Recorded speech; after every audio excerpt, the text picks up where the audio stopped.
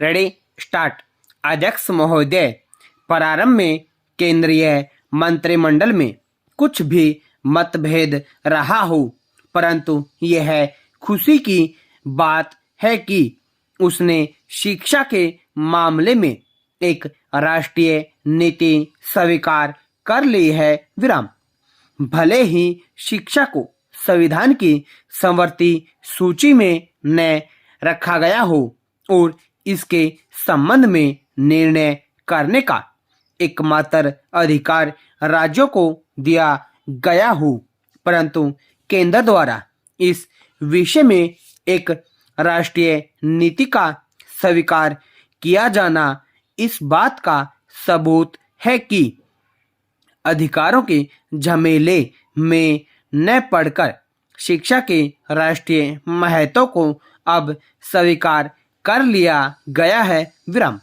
वैसे इसमें कोई शक भी नहीं कि राष्ट्र के समुचित विकास एवं निर्माण में शिक्षा का जो स्थान है, उसकी दृष्टि से उस विषय में एक राष्ट्रीय नीति अपनाकर देर से अनुभव किए जा रहे एक अभाव की पूर्ति की गई है। विराम।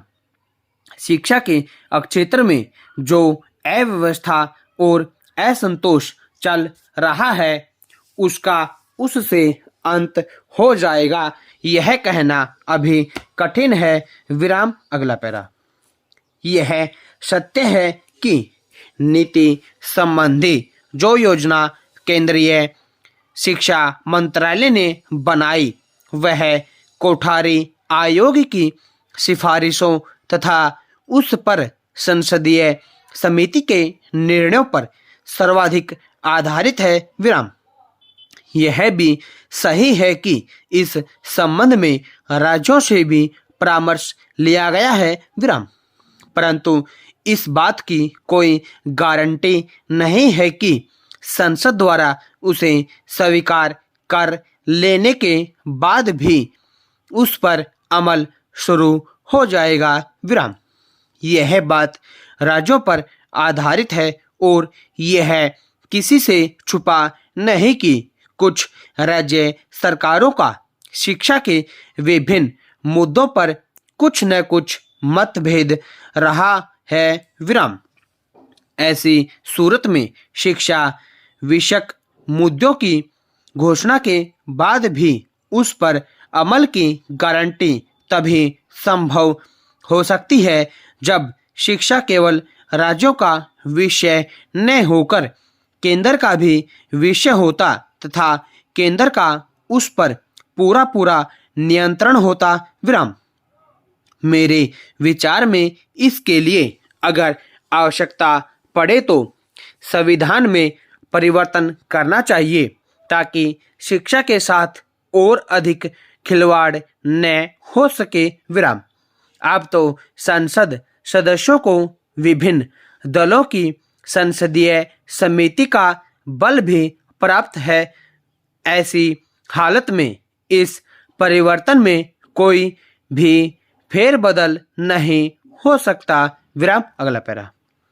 अब तक केंद्र और राज्यों की ओर से शिक्षा पर काफी व्यय किया जा रहा है, लेकिन इससे विशेष लाभ नहीं हो रहा क्योंकि शिक्षा में दोहरी व्यवस्था चल रही है। विराम। कई कार्यक्रम जो केंद्र में हैं, वे राज्यों में नहीं, और जो राज्यों में हैं उन्हें केंद्र स्वीकार करने से हिचकिचाता है। विराम।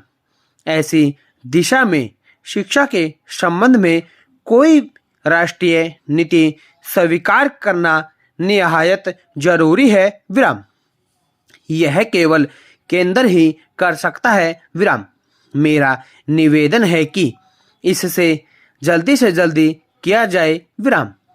इसके लिए केंद्र सरकार को यह देखना होगा कि कुल मिलाकर देश की आर्थिक स्थिति कैसी है, उसे ध्यान में रखकर शिक्षा के मद पर कितने प्रतिशत खर्च करना संभव हो सकेगा और फिर उससे शिक्षा क्षेत्र में क्या उन्नति संभव है? विराम। अगर हो सके तो इसके लिए एक निश्चित न्यूनतम अवधि निर्धारित कर दी जाए। विराम। इस समय राष्ट्र के पास धन की कमी हो सकती है, परंतु इस बात से कोई इनकार नहीं कर सकता कि भारत जैसे विशाल देश की निरक्षरता को समाप्त करने के लिए यह अत्यंत आवश्यक है कि शिक्षा के मद पर अधिक से अधिक व्यय किया जाए। विराम। क्रांति के बाद रूस में इस मद पर बहुत व्यय किया गया था और आज भी वह राष्ट्रीय आय का एक उल्लेखनीय भाग इसमें लगा रहा है। विराम। स्टॉप।